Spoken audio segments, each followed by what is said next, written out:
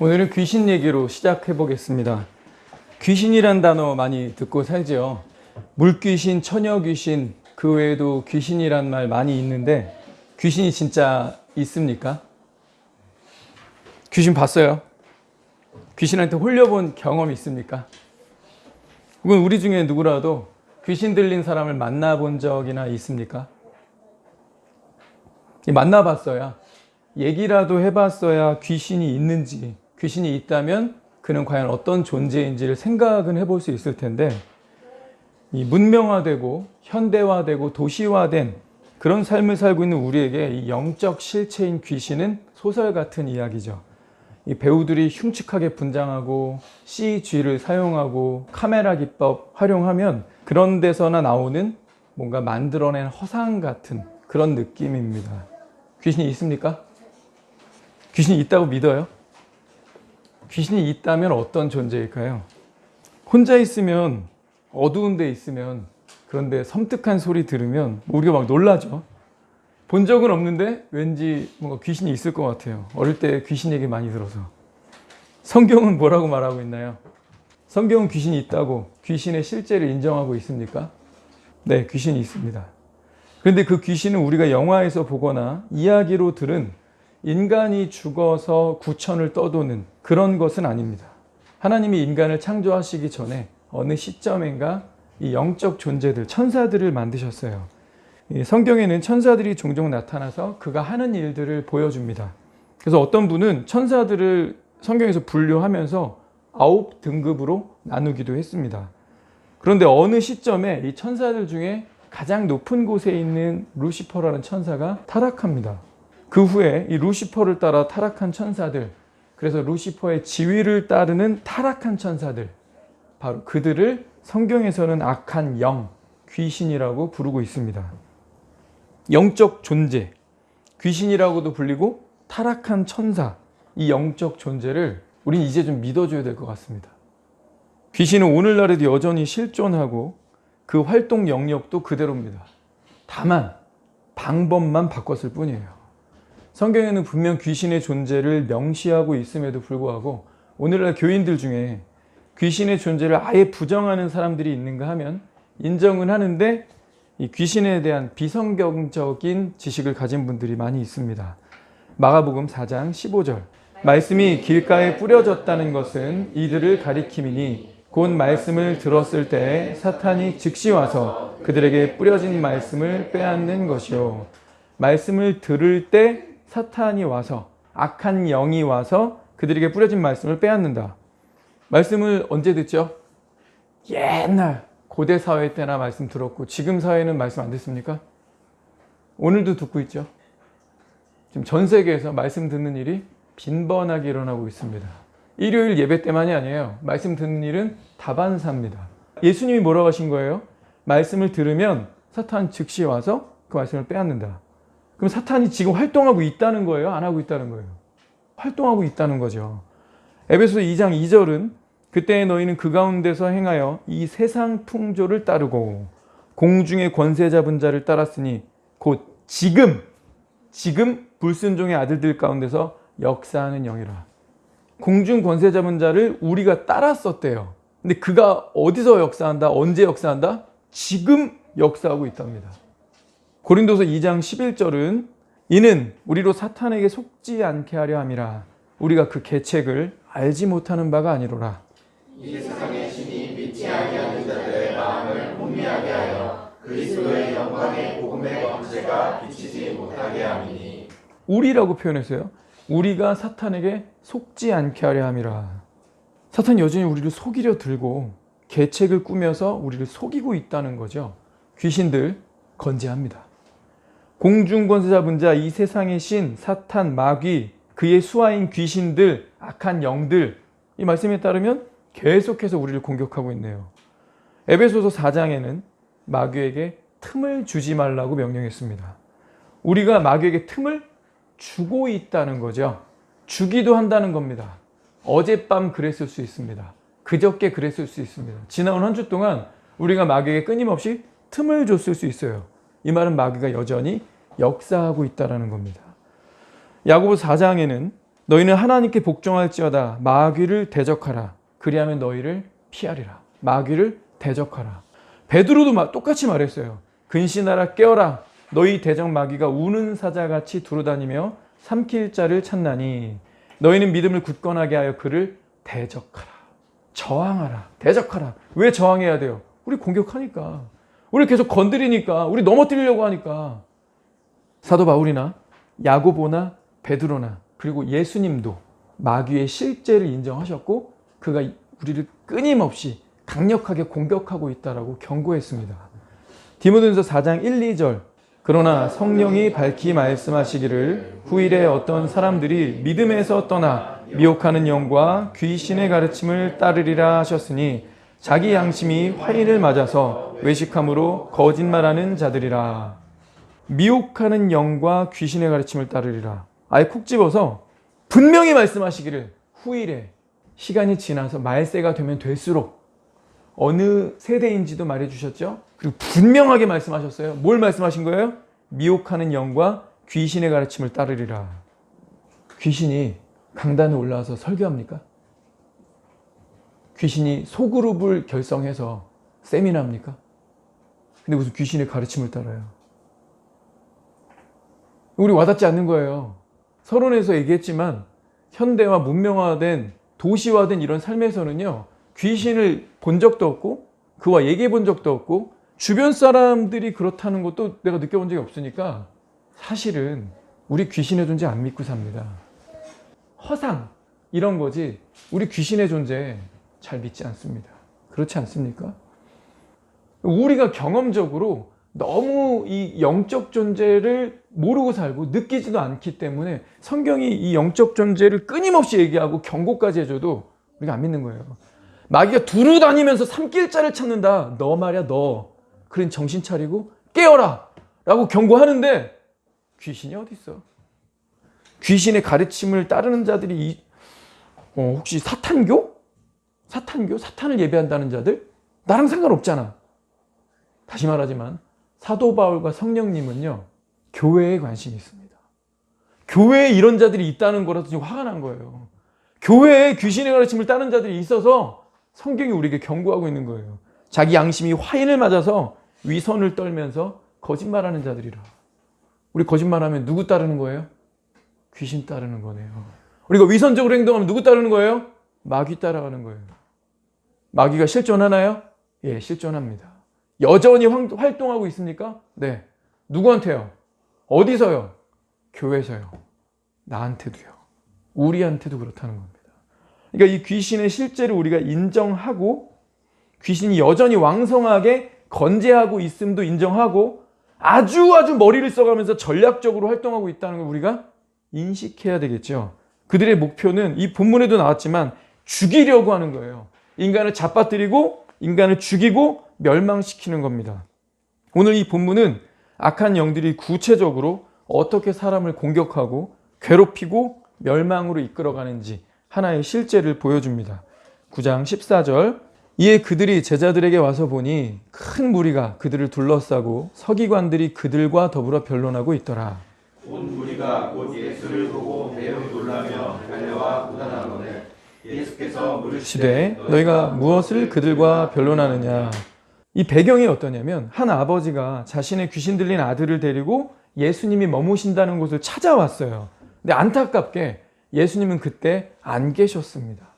예수님은 그때 베드로, 야고보, 요한 3명만 데리고 높은 산에 올라가셨어요. 올라갔다가 내려오시는데 그 올라가셨던 그 찰나에 귀신 들린 아이를 데리고 아버지가 온 겁니다. 9명의 제자들이 예수님 안 계신데 예수님 안 계셔도 돼요. 저희도 할 수 있어요. 귀신 들렸어요? 데려와 보세요. 이러면서 막 축사한다는 소문이 나니까 사람들이 몰려들었고요. 예수님 제자들이 진짜일까? 나도 소문은 들었는데 한번 가서 봐야겠다. 그러면서 서기관들도 온 겁니다. 예수님의 9 제자들이 자신들이 할 수 있다라고 팔을 걷어붙이고 나섰습니다. 왜냐하면 지금 이거 마태복음 9장이죠? 앞에 두어장 넘기면 6장이 있어요. 7절 12제자를 부르사 둘씩 보내시며 더러운 귀신을 제어하는 권능을 주시고 12절 제자들이 나가서 회개하라 전파하고 13절 많은 귀신을 쫓아내며 많은 병자에게 기름을 발라 고치더라. 누가 한 거죠? 12제자가 한 거예요. 그러니까 예수님이 이전에 귀신을 제어하고 귀신을 쫓아내는 권능을 주시고 어떻게 하는지도 가르쳐 주셨어요. 그러면서 제자들을 보내시면서 너희들에게 동일한 사명을 준다. 해보거라. 그래서 제자들이 나가서 실제 귀신을 쫓아본 거예요. 그리고 병자들도 고쳐본 거예요. 그러니까 자신들이 예전에 해봤죠. 그러니까 제자들이 자신이 있는 거예요. 누구 찾아오셨어요? 여기 예수님 계십니까? 잘 찾아오셨는데 지금 안 계세요. 무슨 일이세요? 제 아들이 귀신 들렸습니다. 그거는 괜찮습니다. 예수님 안 계셔도 괜찮아요. 얼른 들어오세요. 제가 쫓아내 드릴게요. 서로 하겠다고 나선 거죠. 누가 크냐 싸움에 일가견이 있는 제자들이죠. 어떻게 했을지 대충 그림 그려지지 않습니까? 막 한 명씩 달라붙어가지고 내가 해볼게. 야, 나와. 하지도 못하면서 그렇게 하는 거 아니야. 내가 하는 거 잘 봐. 여러분들 잘 보세요. 얘는 실패했는데 얘가 잘못해서 그래요. 제가 보여드릴게요. 장풍 쏘고 막 소리 지르고 더 크게 막 목소리 내고 막 그러면서 해봤겠죠. 두 번째 제자도 실패. 세 번째가 이 바보들 같은 이라고 나와. 너도 나와. 너도 틀렸거든. 내가 하는 거 잘 봐. 자, 일단 마음 집중을 좀 해야 돼. 그리고 시선을 마주쳐. 귀신하고 봐야 돼. 겁먹을 필요 없어. 애잖아. 시선을 마주치고 무섭게 쳐다봐.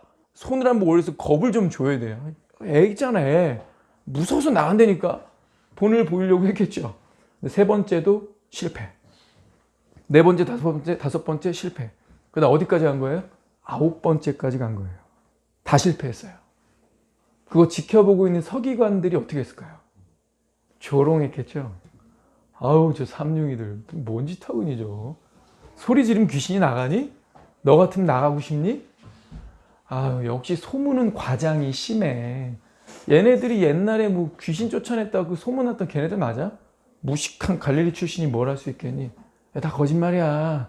그때 우연히 귀신 나갔던 거예요, 여러분들. 여러분들, 예수님 제자를 믿지 마세요.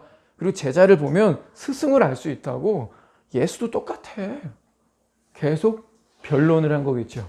제자들은 어떻게 반응했길래 변론을 한 걸까요? 자기가 못했으니까 입 다물고 있지 않았겠죠. 자존심이 있거든. 좀만 기다려봐, 당신들. 내가 한 번만 더 하면 할 수 있어. 아니야, 나와. 내가 다시 해볼게. 계속 변론이 일어났겠죠. 그거 지켜보는 아버지는 어떤 심정일까요? 이분 찾아가면 될 수 있을 거라고 생각하고 왔는데 이 인간들이 내 아들 가지고 서로 머리에다 손 올리고 막 이러고 소리 지르고 막 밀고 우리 애는 계속 개거품 물고 있고 쓰러져 있고 눈빛은 안 좋고 이 갈고 있고 근데 이 사람들이 축사한다고 하니까 사람들이 점점 더 몰려들어서 내 애를 보고 있고 자존심 상하고 기분 상하고 실망했겠죠.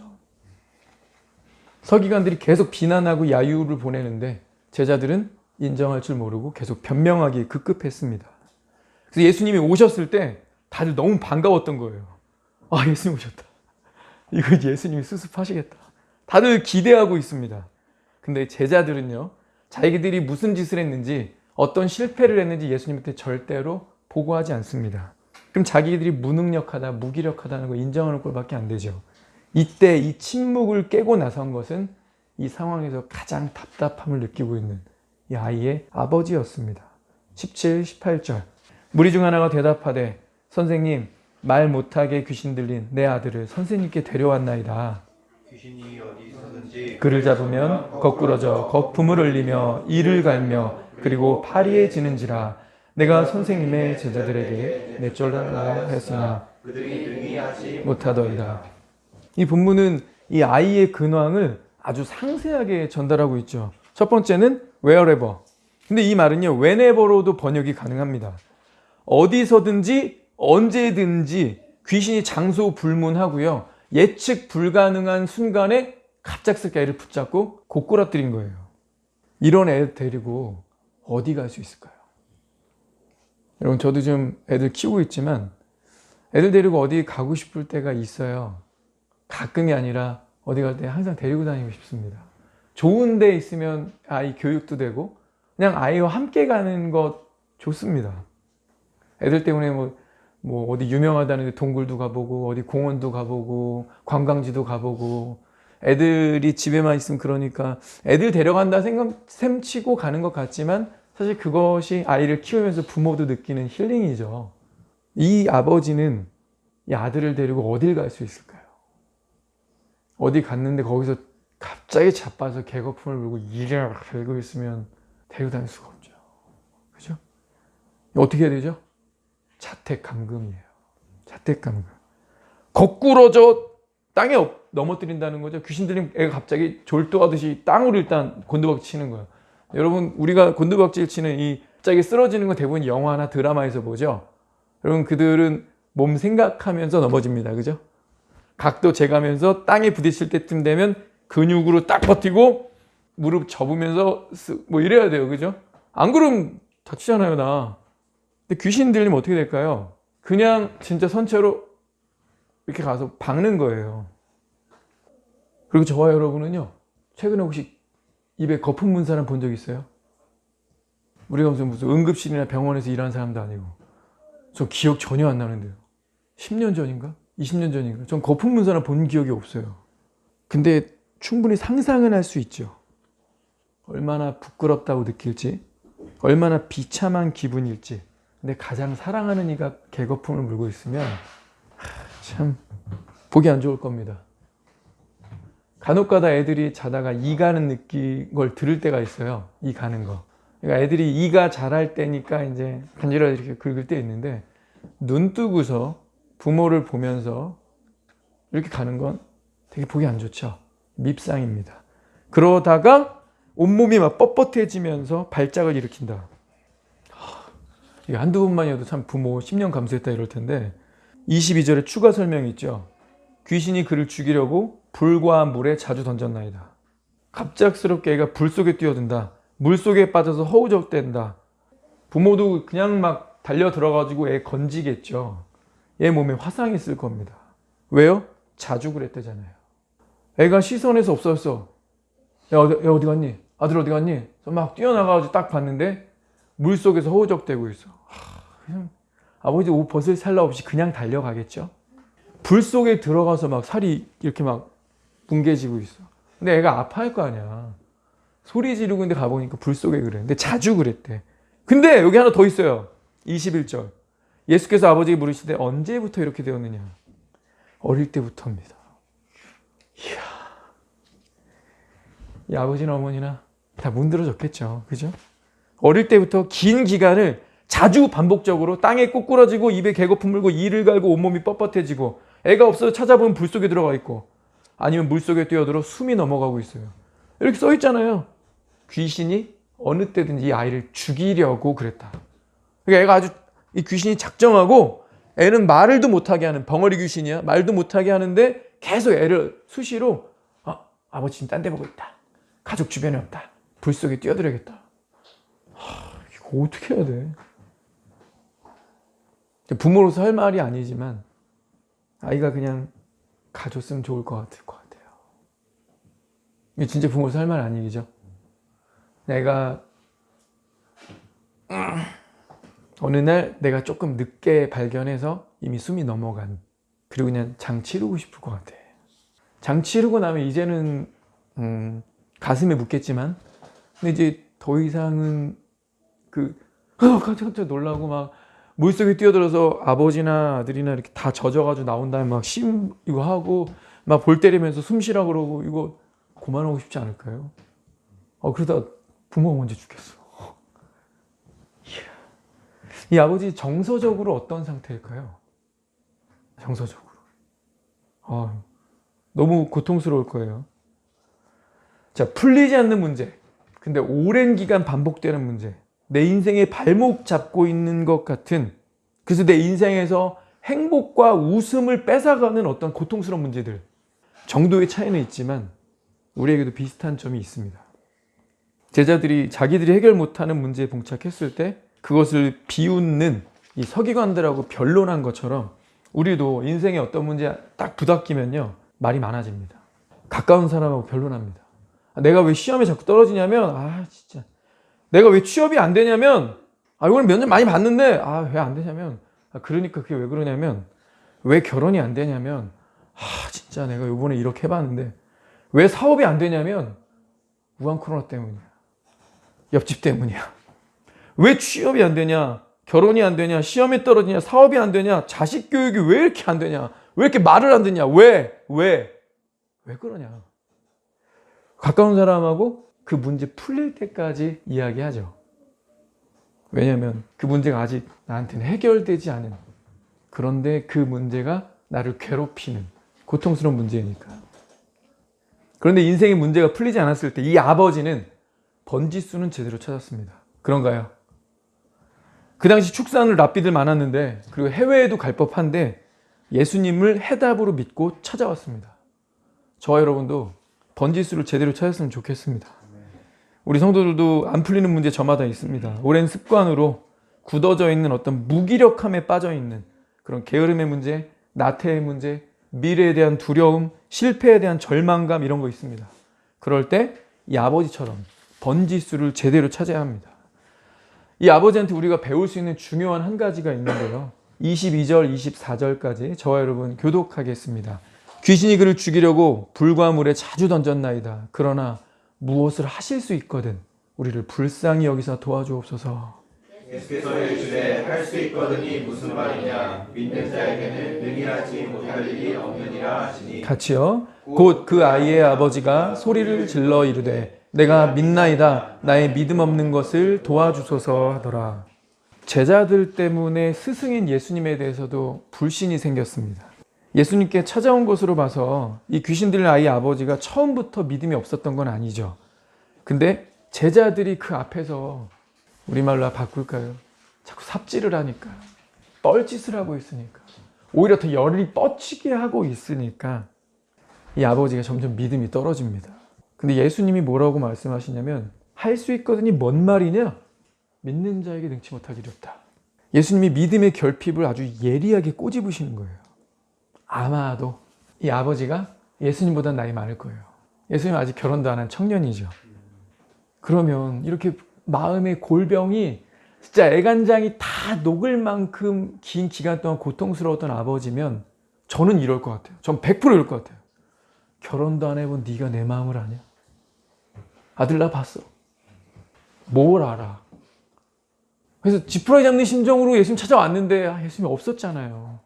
근데 9명의 제자들이 뻘짓, 삽질, 열 뻗치기 했잖아요.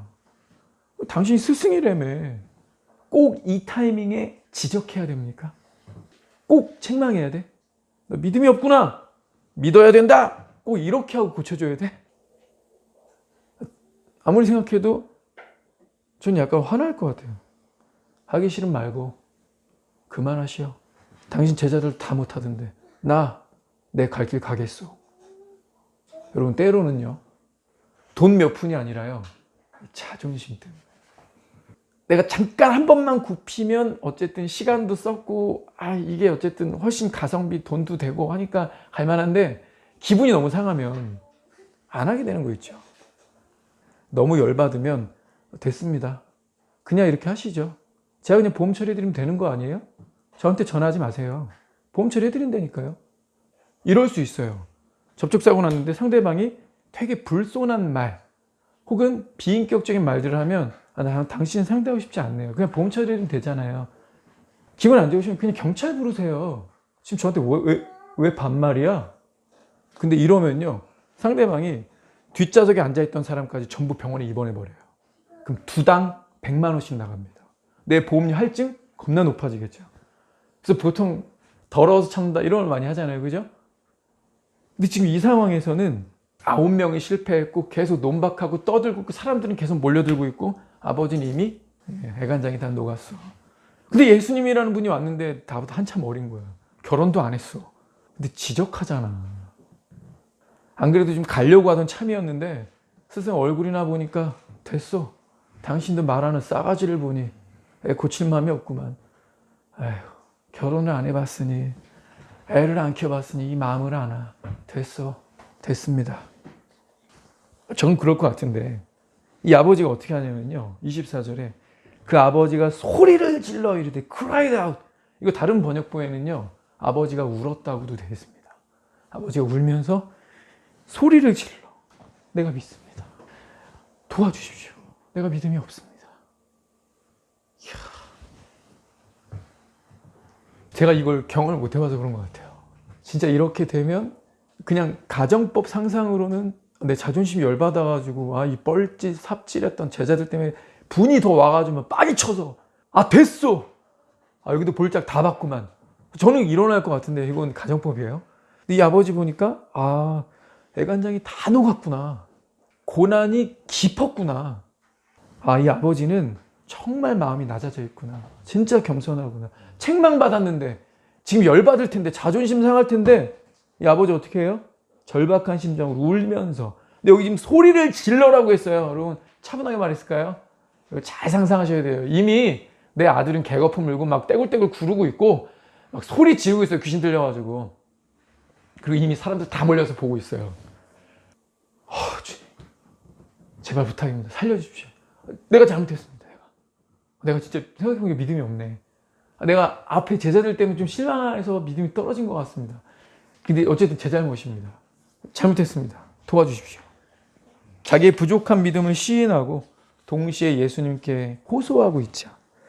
우리도 역시 믿는다고 말하는 그 순간에도 마음 한구석에는 여전히 불안의 그림자를 지니고 있는 것. 그게 우리의 솔직한 모습 아닙니까? 네 아버지는 자기 믿음이 부족하다는 사실을 정직하게 고백하면서 도움을 요청했습니다.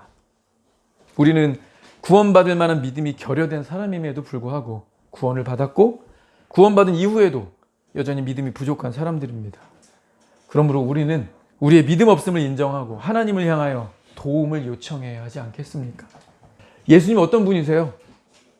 예수님 어떤 분이에요? 수년째 이어지는 피가 마르는 이 아버지의 고통, 슬픔, 나 몰라 하셨습니까? 아니요. 그를 내게로 데려오라고 하셨죠. 언제부터 이렇게 됐냐고 관심과 애정을 갖고 물어보셨습니다. 믿는 자에게 능치 못할 일이 없다고 믿음을 격려하셨습니다. 결국 그 귀신 쫓아내시고 그 아이에게서 나오고 다시는 들어가지 말라. 완벽하게 치유해 주십니다. 다들 주변에서 He's dead.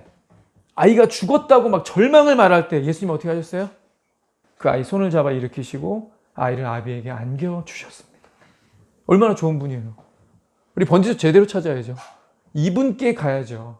우리 번지수 틀리면 안 됩니다. 우리 문제 다른 데 가서 백날 문 두드려봤자 애써봐야 답 없습니다. 오직 예수, 오직 그리스도께만 완전한 해결이 있습니다. 우리 마지막으로 지상 최대의 격려를 생각해 보겠습니다. 28절, 29절. 집에 들어가심에 제자들이 조용히 묻자오되 우리는 어찌하여 능히 그 귀신을 쫓아내지 못하였나이까? 이르시되 기도 외에 다른 것으로는 이런 종류가 나갈 수 없느니라 하시니라. 제자들이 자기는 왜 귀신을 못 쫓아냈는지 이해할 수가 없어서 막 당황하고 있죠. 제자들 입장에서도 아마 굉장히 자존심이 상했을 거예요. 다 보고 있잖아요. 막 사람들 몰려갖고 서기관들 계속 조롱하잖아요. 그럼 두 번째 해봐. 기다려줄게. 세 번째도 해봐. 될 때까지 해봐. 안 될 것 같은데? 엄청 조롱했겠죠? 그리고 실제로도 계속 안 됐어요. 이 9명의 남자가 달려들어서 애 하나 붙어있는 그 귀신 하나 못 쫓아내면서.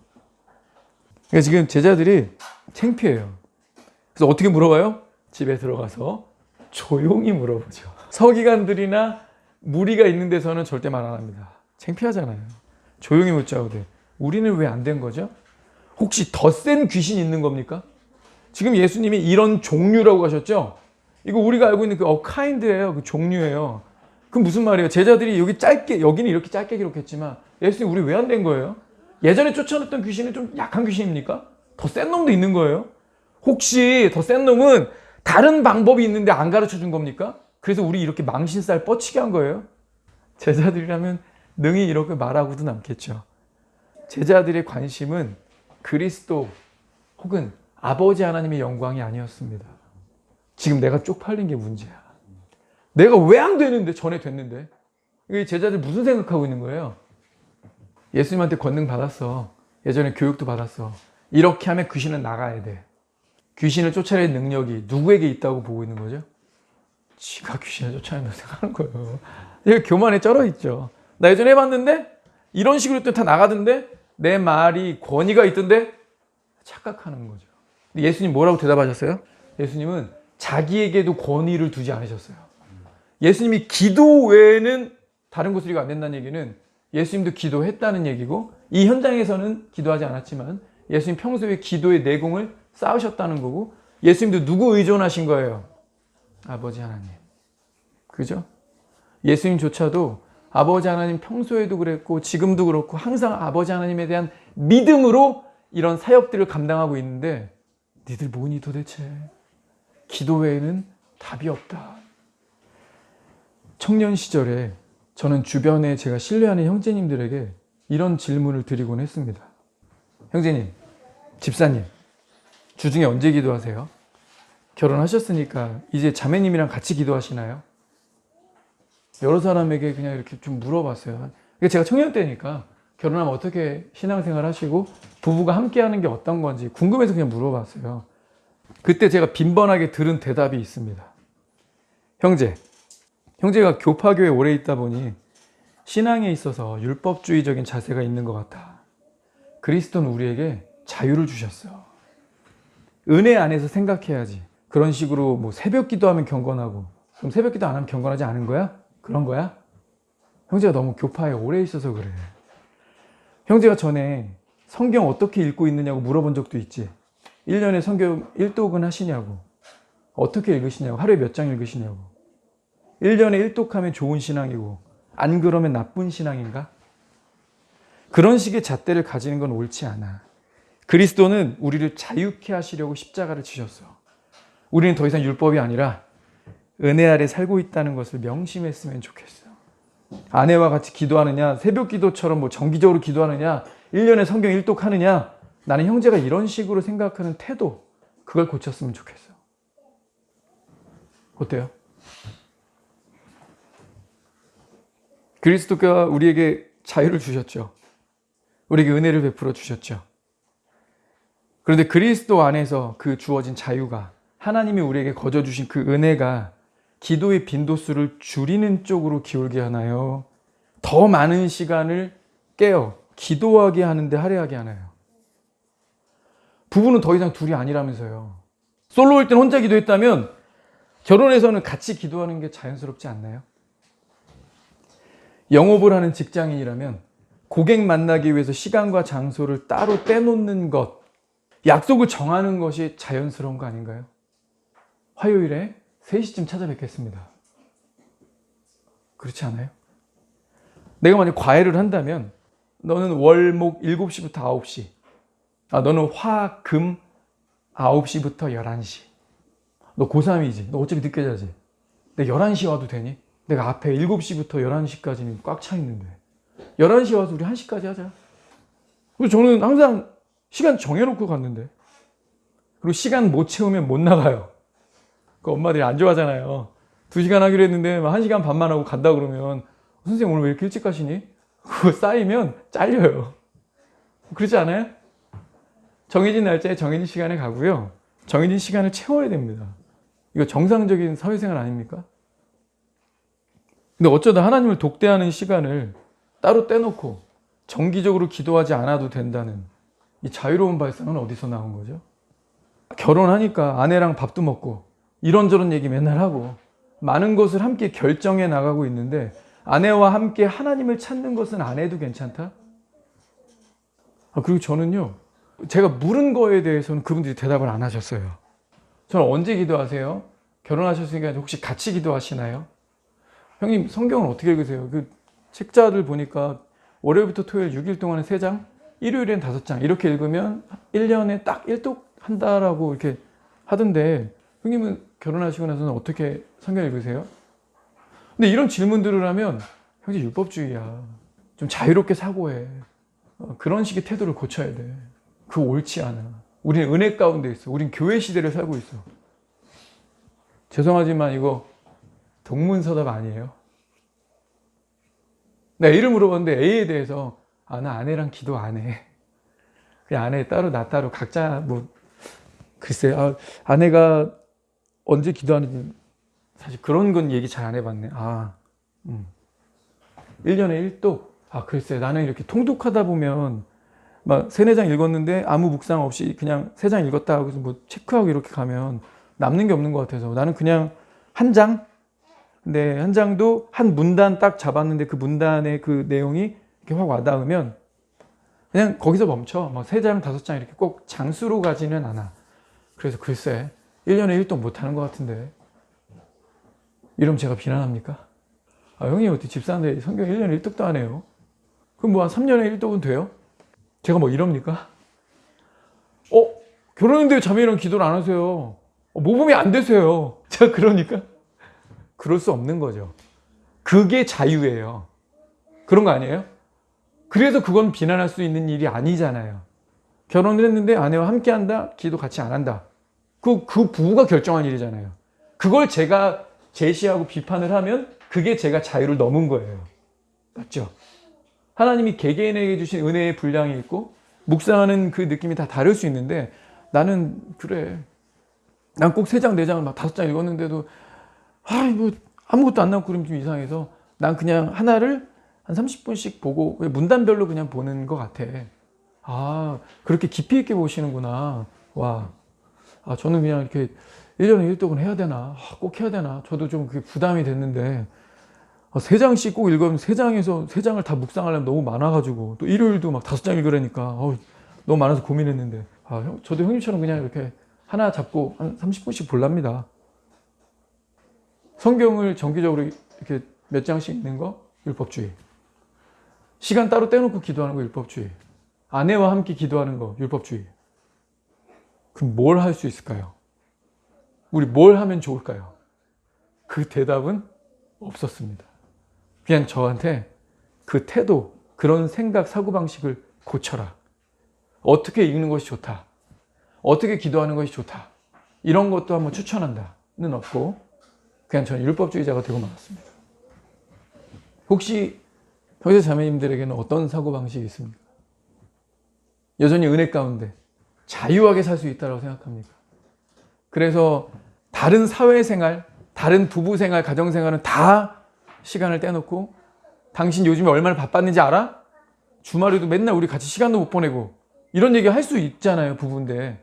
그죠?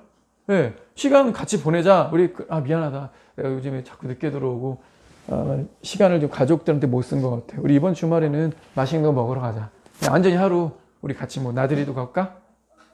이상한 거 아니죠? 날짜 정하는 거잖아요. 시간 따로 떼는 거잖아요. 그죠? 이거 다 정상적으로 하는데 왜 기도와 말씀만? 예수님 좋은 분이라니까요. 좋은 분 맞잖아요. 그리고 우리가 절대 안 되는 거는 완벽하게 해주시는 분이잖아요. 이 좋은 분하고 얘기하는데 왜 여기에 율법주의를 대? 예수님은 오늘 말씀하셨습니다. 오직 기도만이 가능하다. 기도만이 가능하다. 이게 얼마나 우리에게 큰 위로와 격려가 되냐면 제 말을 잘 생각해 보세요. 이제 예수님이랑 같이 살지 않아도 됩니다. 예수님 우리 곁에 없어도 됩니다. 육신적으로 말이죠. 예수님이 육신을 입고 음성도 들려주셨고 같이 먹고 같이 잤던 같이 동거동락했던 거 없어도 됩니다. 그리고 이런 비슷한 일보다 더 센 일이 와도 예수님이 없어도 됩니다. 왜냐하면 예수님이 우리에게 완벽한 해법을 주셨기 때문입니다. 예수님이 육신으로 우리 가운데 함께 계시면서 직접 말씀을 하셔야지만 귀신이 나가고 직접 우리에게 뭔가를 도와주셔야지만 되는 거라면 예수님 고작 이 땅에 33년 살다 가셨는데 그리고 그 중에도 30살부터 사역 시작하셨으니까 딱 3년 하신 건데 그 앞뒤로 인류 역사 6,000년 동안 예수님이랑 동거동락 못한 사람들 비참해서 어때? 불쌍해서 어때? 그래서 예수님이 완벽한 해법을 다른 걸로 주신 거예요. 뭘로요? 기도로 가능하다. 내가 없어도 기도하면 된다. 나조차도 니들한테 보여줬지 모범을. 아버지 하나님과의 긴밀한 관계가 귀신이 나가는 길이야. 그러니 얼마나 좋아요? 저와 여러분도 오늘 기도할 수 있습니다. 지금 기도할 수 있습니다. 내 발목을 잡고 있는 그 문제, 나를 힘들게 하고 있는 그 문제, 나를 반복적으로 괴롭히고 있는 그 문제, 근데 해결을 할 수 있는 능력이 내게 없다라고 인정되는 그 문제. 뭐 하면 된다고요? 기도만이 답입니다. 오늘 설교 뻔하죠? 너무 뻔했죠? 결국 기도하라는 얘기네. 교회 다니면서 맨날 뭐 기도하라, 성경 읽어라, 착하게 살아라, 겸손해라, 뭐 그 얘기인데 오늘도 결국 뭐 어쨌든 기도하라는 얘기잖아요. 기도하라는 얘기네라고 하지만 기도를 정말 제대로 해봤습니까? 적어도 이 말씀 깊이 묵상하면서 내 것을 받으려면 이 아버지가 어떤 절절한 믿음으로, 간절함으로 정말 예수님밖에 없습니다라는 그 순전한 믿음으로 예수님을 붙잡았는가. 얼마나 애간장이 넓고 고통스러웠지만 예수님 찾아왔고, 제자들이 다 실패하고 더 가슴 상하고 불신이 생겼지만 예수를 다시금 붙들었던 우리 이 마음입니까? 이 마음 정도로 기도는 해보고 기도해도 안 되던데요? 기도해도 안 되는 건 안 되는 것 같아요. 제 경험엔 그러던데요. 그러려면 우리가 성경에 손을 얹고, 미국 대통령처럼 성경에 손을 얹고 이렇게 말해야죠. 이 성경에 써 있는 대로 내가 진짜 기도 제대로 한번 해봤는데, 나름대로가 아니라 제대로 해봤는데 안 되는 건 안 되더라. 나 성경에 손을 얹고 얘기할 수 있다. 담대하게 얘기할 수 있다. 안 되는 건 안 되더라. 그렇게 확신할 수 있는 분들은 결국 기도하라는 얘기네. 다른 대안 없습니까? 다른 거 뭐 없어요? 맨날 기도하래. 기도해도 안 되는데. 아마 이렇게 살게 될 거예요. 근데 저와 여러분 오늘 이 아버지한테서 한 가지 중요한 태도 배웠죠? 욕을 먹어도, 책망을 받아도, 상황이 내 마음대로 풀려지지 않아도 예수만 붙든다. 그죠? 이게 진짜 기도의 본이었습니다. 저와 여러분에게 어떤 크고 작은 문제들이 있을 텐데 우리 그 문제들 가지고 예수님께 나갑시다. 기도하겠습니다.